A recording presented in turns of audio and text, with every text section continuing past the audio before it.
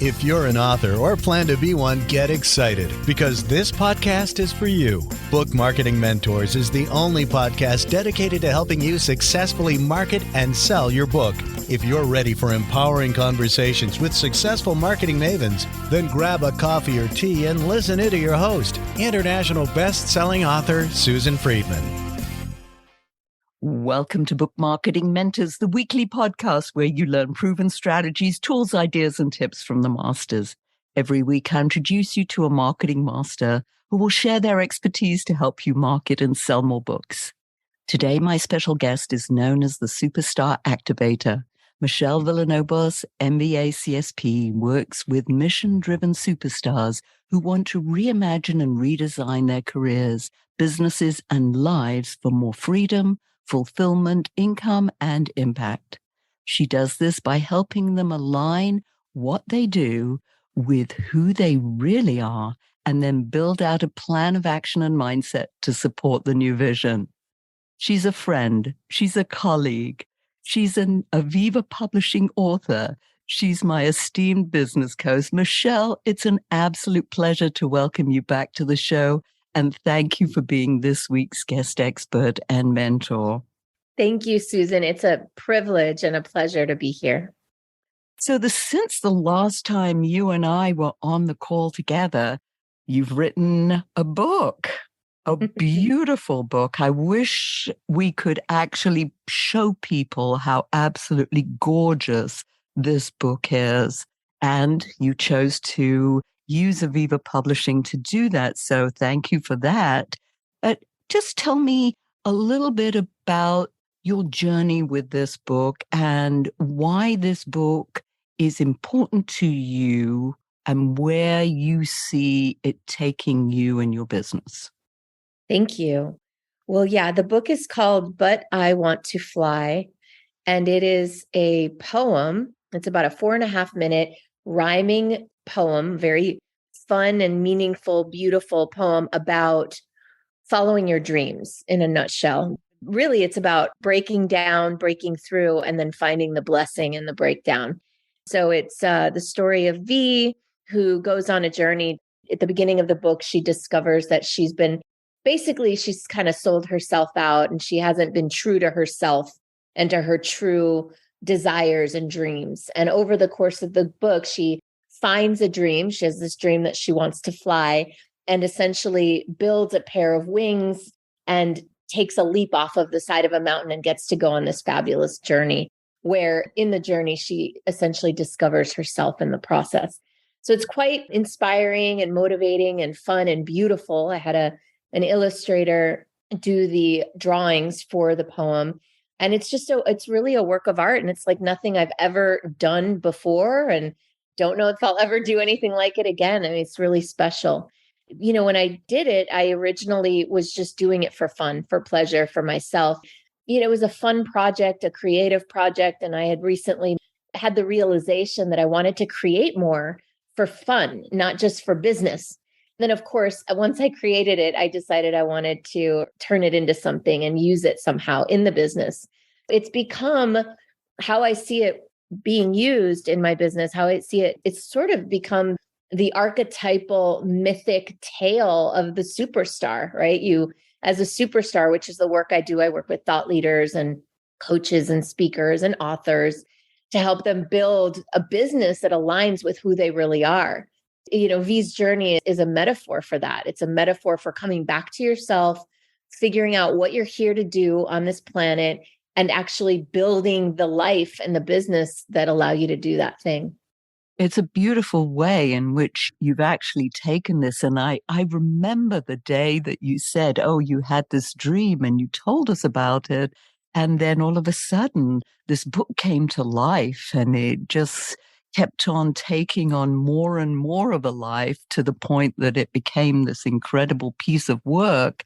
And I know that we submitted it for an award. So I really am hoping and keeping my fingers crossed that something comes of that because it deserves so many accolades. So yes, the idea of being a superstar, living and working in a life that you were really meant for.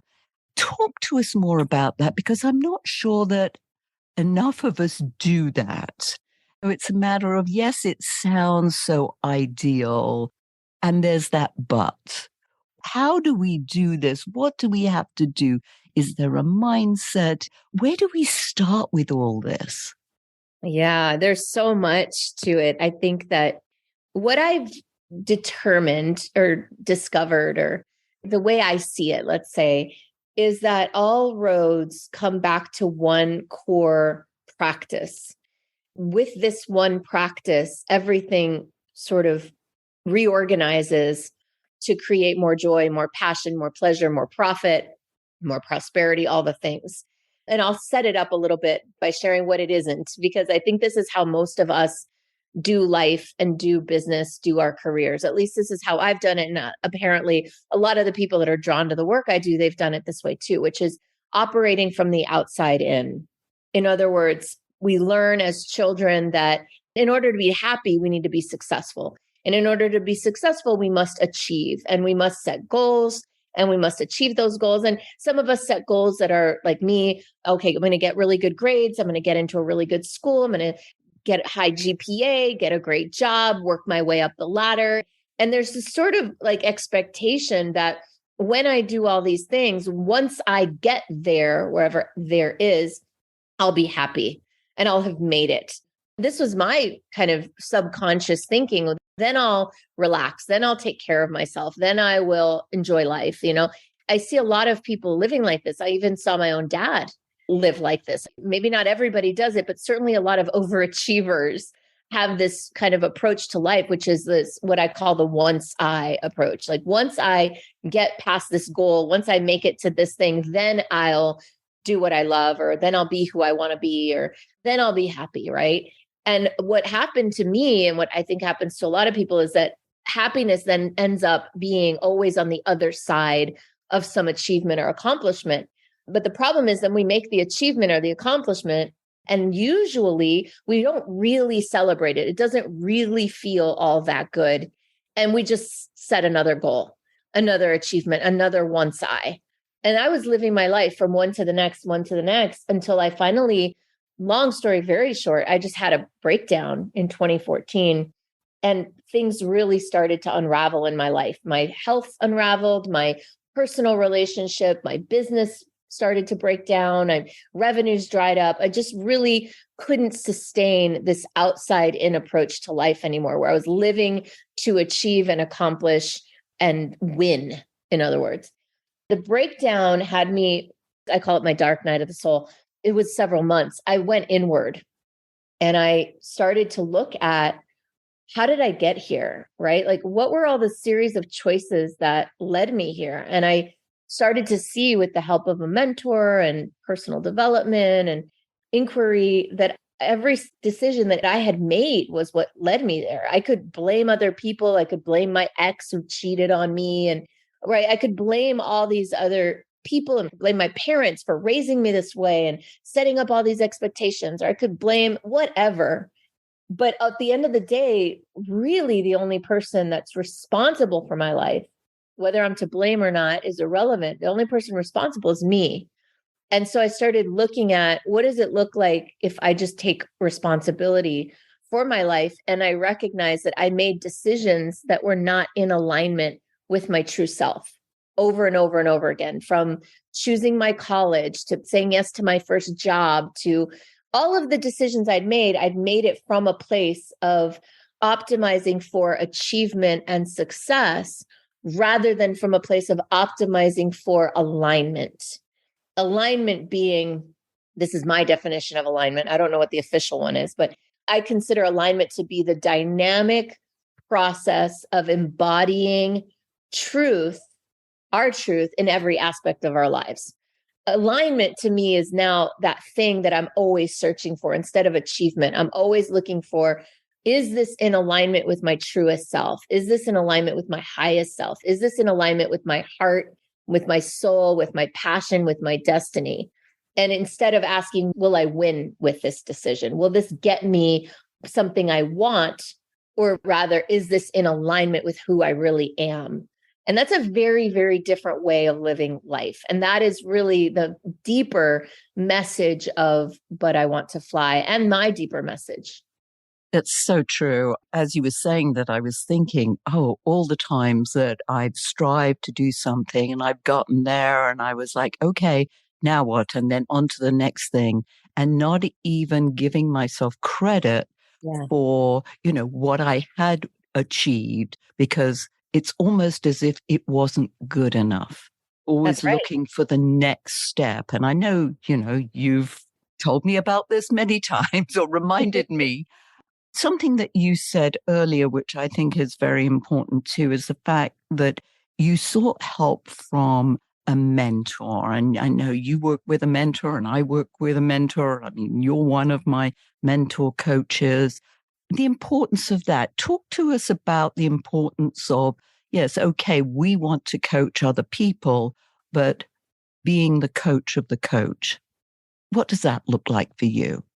I've been in my business now 15 years, and the first 7.5, I was very resistant to mentorship, to coaching, especially to investing in it. I had somebody that helped me. We had a trade agreement, and because I wasn't investing at a high level in it, I don't think I showed up fully to it. And so in my breakdown, honestly, it wasn't that I sought out mentors, it's that they fell in my lap. I really almost felt like I had no choice. My first one of these types of mentors, of the ones that I've really invested in at a high level, he wouldn't let me go. He really saw something in me that I didn't really see or recognize in myself. I had just gotten out of a massive feeling of being betrayed. And so I was not trusting. I was very cynical, but some small little part of me said yes to working with him. And he really, truth be told, he came on kind of strong. And I was a little turned off at first, but I recognize now that it was because he knew he could help me and he saw me. And I guess there was a part of me that was resisting it, but there was also a part of me that knew that that was the path. So that was a game changer for me. And he was a tough love kind of coach. He wasn't rainbows and unicorns, lovey dovey. He was very real and he was very demanding. So I needed that. And he demanded that I do the inner work. He demanded that I stop being so obsessive compulsive about all the strategies that I needed to win, and that I start cultivating my inner world by meditation, yoga, and all those things. He introduced me to a world of practices, many of which I still use to this day. That was my first foray into really high ticket, high touch, high value coaching. And I got inspired by him. And once I'd had a glimpse of it, and I had my own areas that I was an expert in. I wasn't at the time going to coach people the way he did in that personal development space, but I was a branding expert, a branding strategist. And so I started to take on clients and do what he did. And what I realized very quickly, well, not that quickly, could have been faster, was that the outer work, the strategic work, is nothing without the inner work. It's the inner work that creates the conditions for the outer work to take root and take hold and blossom and flourish.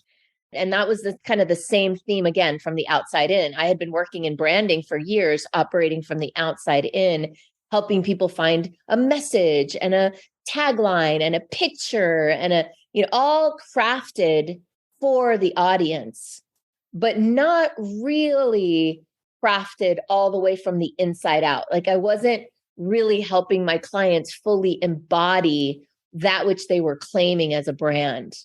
And of course, when people are not fully embodying the thing that they're proclaiming to the world sees through it, and it doesn't work that well.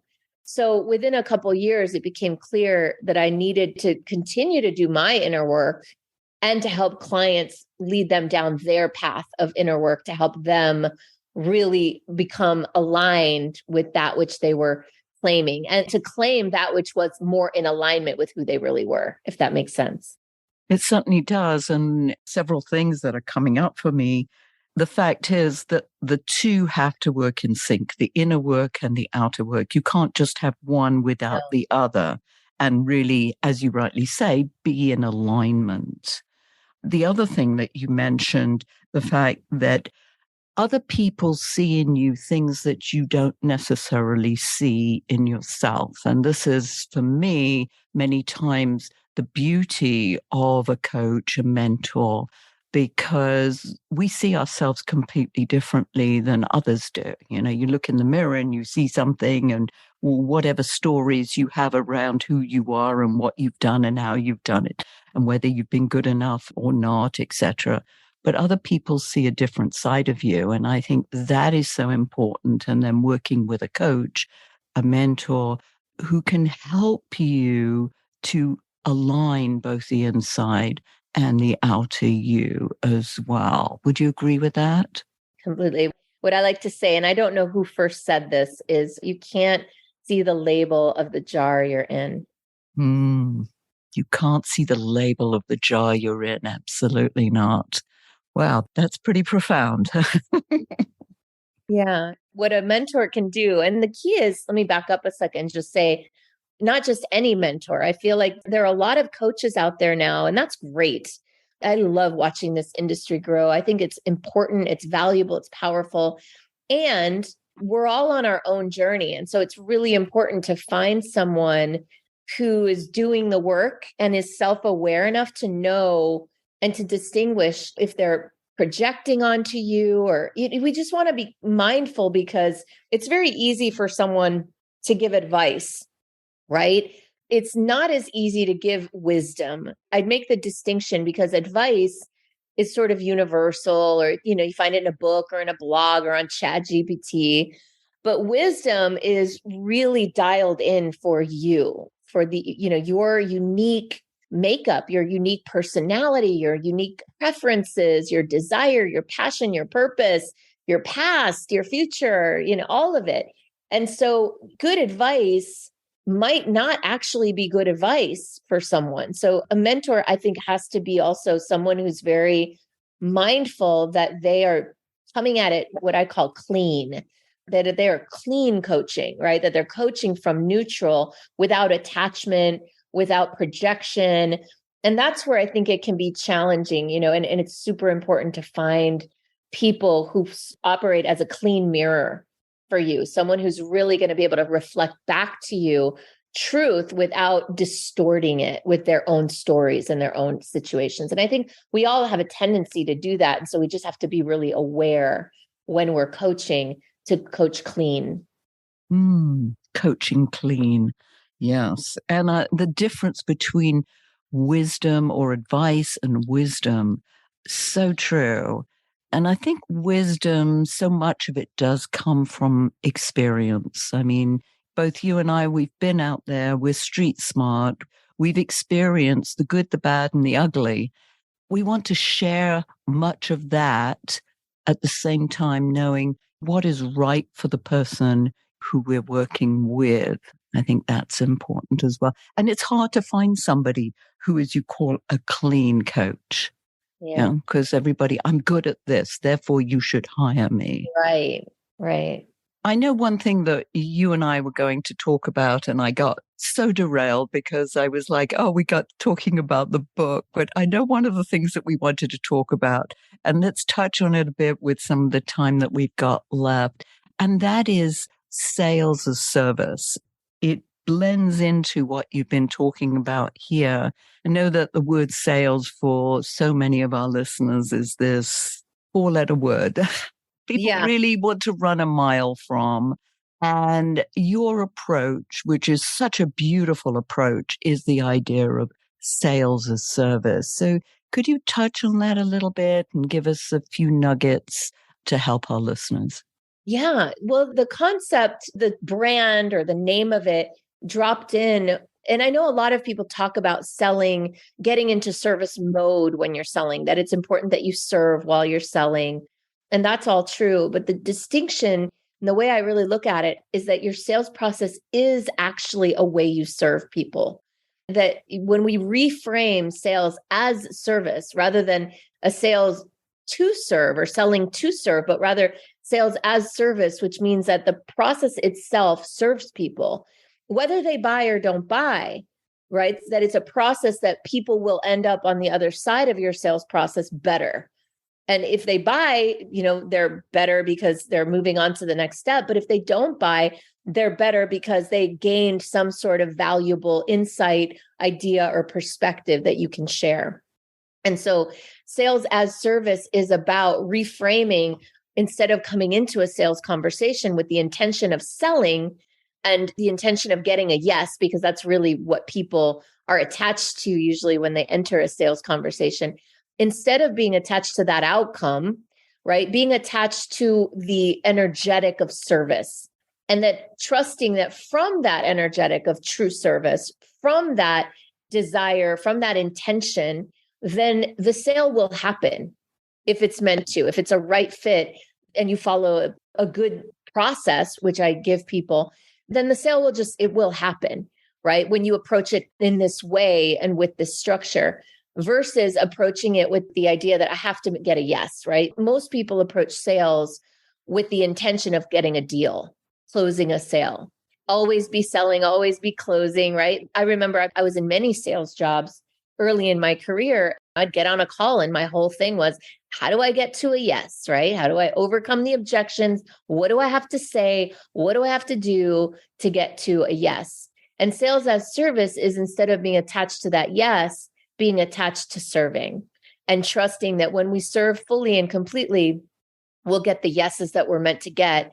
And that ultimately, even the people that walk away and don't buy something, they had the experience of being served and being seen and being cared for. And they might come back or they might refer business. I've gotten many clients from people who were a no, who ended up referring me a speaking engagement or a friend or something like that.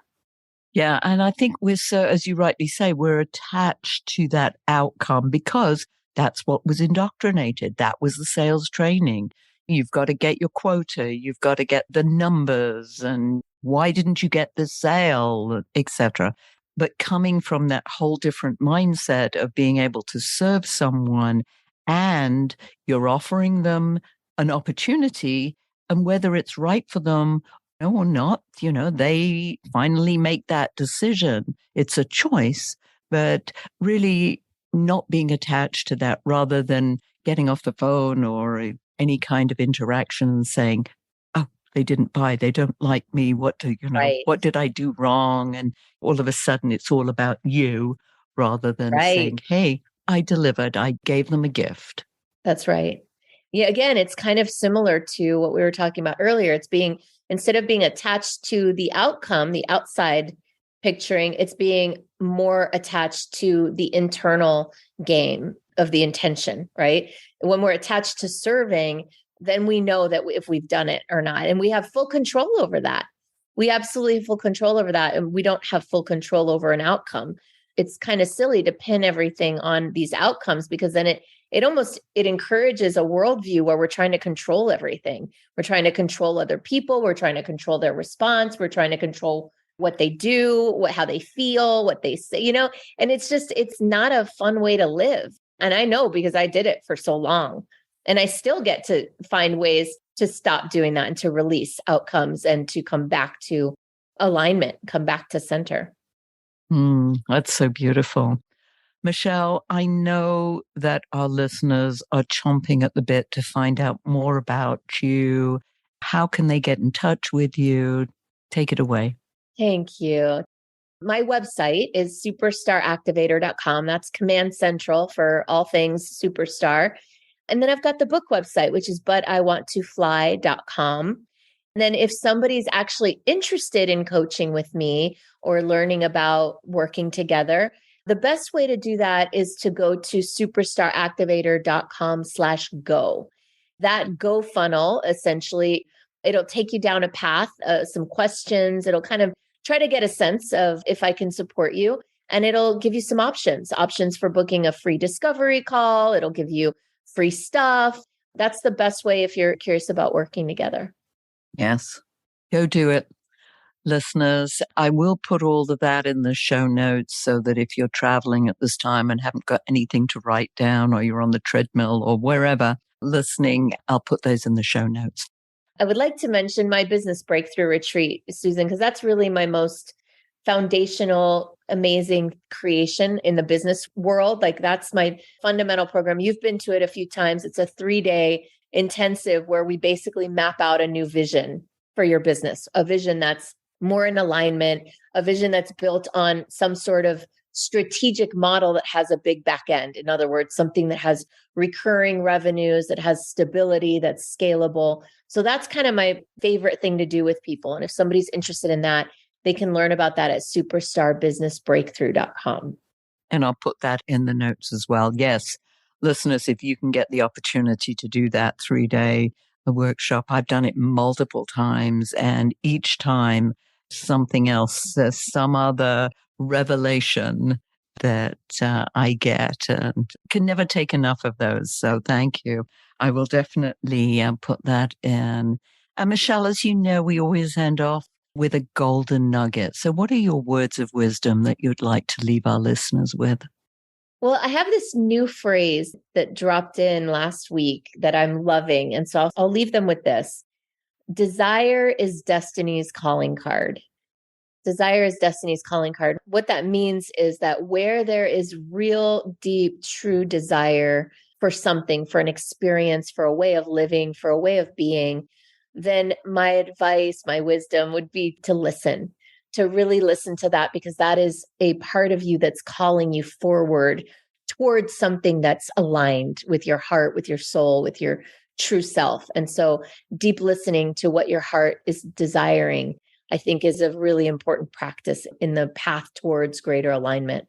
And we started off with this whole idea of alignment, and then tying the bow with the alignment at the end. So it's beautiful. It just sort of, what do they call it? They're closing the loop. So Yes. that's very much what we've managed to do. So Michelle, thank you, thank you, thank you. It's always a pleasure having you here and for you sharing your wisdom. I really appreciate it.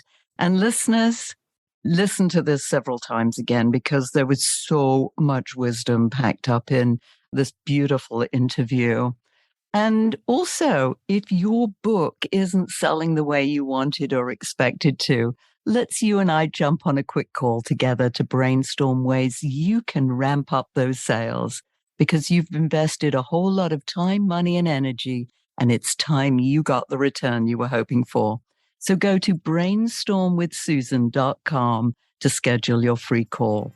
In the meantime, I hope this powerful interview sparks some ideas you can use to sell more books. So until next week, here's wishing you much book and author marketing success.